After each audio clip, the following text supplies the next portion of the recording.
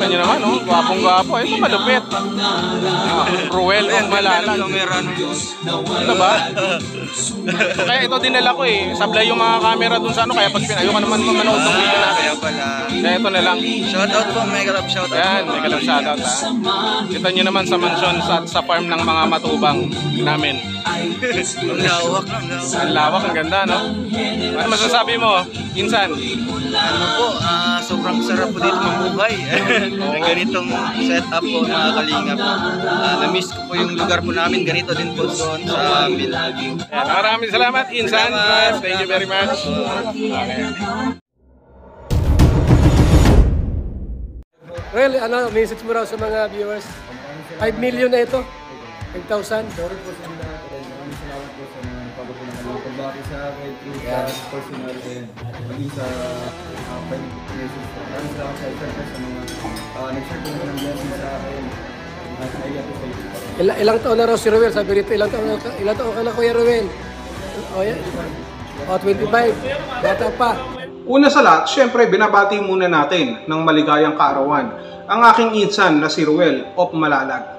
Matagal-tagal na rin na panahon na hindi natin siya napag-usapan sapagkat ginagalang po natin ang sistema, ginagalang po natin ang kautosan na hindi na po natin re-reactionan pa sila Ruel of Malalag o ang Team Rochelle sa naging kasunduan sa pagitan ng Kalingap at ng grupo ng Rochelle. Pero hindi ibig sabihin nun ay magkahiwalay na talaga ang Kalingap in a sense na walang pakilamanan at wala nang tulungan at wala nang maayos na komunikasyon. Hindi po doon yon nagtatapos. Malinaw naman yan doon sa ating mga huling vlog, sa ating pong pagpapaliwanag patungkol po dito kila Ruel of Malalag sa Team Rochelle na sinasabi natin na nandoon pa rin yung ating pong suporta. Especially na alam natin na ginagawa din nila po ang paglingap sa ating pong mga kababayan.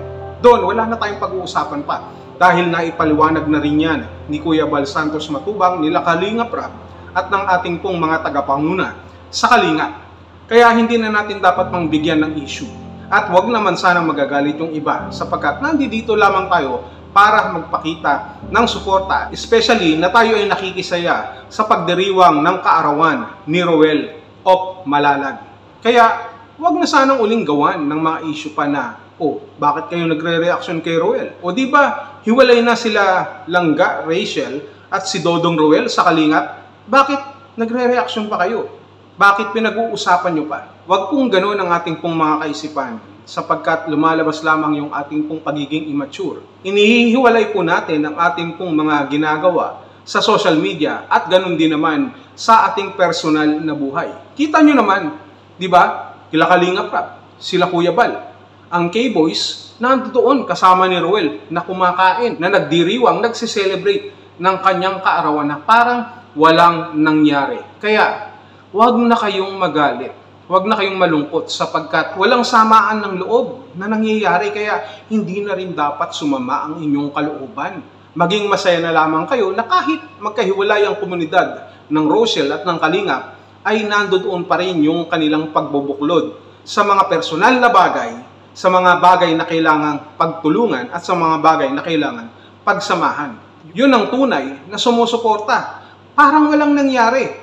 Pamilya yan eh. Pamilya ng matubang yan. Kaya kahit ano man ang isipin nyo, sa ayaw nyo man at sa gusto, magkakasama at magkakasama pa rin ang pamilya ng Kalingap kasama nila Ruel sapagkat iisa lamang sila.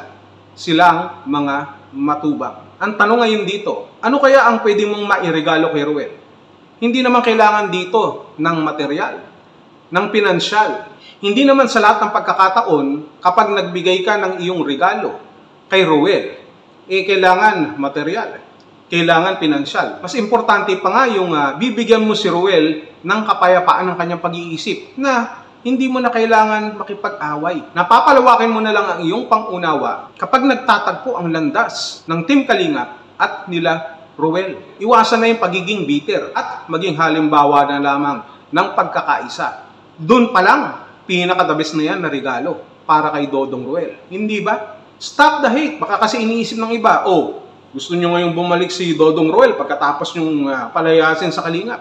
Iko-correct natin uli, hindi po pinalaya si Ruel. Ito po ay ginawan lamang ng sistema para mas maging maayos po sapagkat alam natin, nagtitiwala naman si Kuya Bal sa kakayanan ni Ruel of Malalag na humawak na ng kanyang malaking komunidad para mas marami pang maabot na ating pong mga kababayang nangangailangan. Yun, huwag niyong gawan ng issue. May mga ibang nagtatanong, dahil dito sa nakita natin na pagsasama-sama ng Rochelle, nila Ruel, sa Kalingap, babalik na ba si Insan Ruel?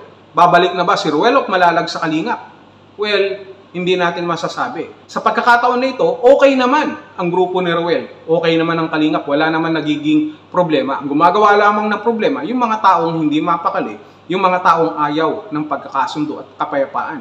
Kung makabalik si Ruel at wala rin naman maging problema, wala rin problema. Hindi naman big deal yan dahil dati ng Kalingap si Ruel. Kung hindi man mangyari ang bagay na yan, sa kasalukuyan, okay lang din sapagkat nagpapatuloy pa rin naman si Ruel sa paglingap, kagaya ng ginagawa ng Kalingap.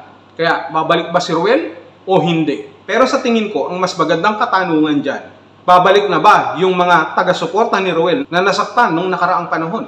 Babalik na ba ang kanilang kapayapaan sa kanilang puso, ang pagkakaisa, ang tiwala at pagmamahal matatawag sa pagitan ng Team Rochelle at ng Kalingap? Yan ang dapat nating itanong sapagkat kapag nagawa natin ang bagay na ito, yun ang pinakamagandang regalo na matatanggap ni Dodong Roel sa atin pong lahat. Hindi ba? Happy birthday kay Dodong Roel at nawa ay patuloy kang pagpalain ng ating Panginoon. Patuloy na ibigay ang desires ng iyong puso sa pamamagitan ng pagtulong na ikaw ay patuloy na pagpalain para mas marami ka pang matulungan na ating mga kababayan na alam kong ito ang iyong nasa puso at adhikain. Happy birthday, Insan Ruel at kita-kita kits sa takdang panahon.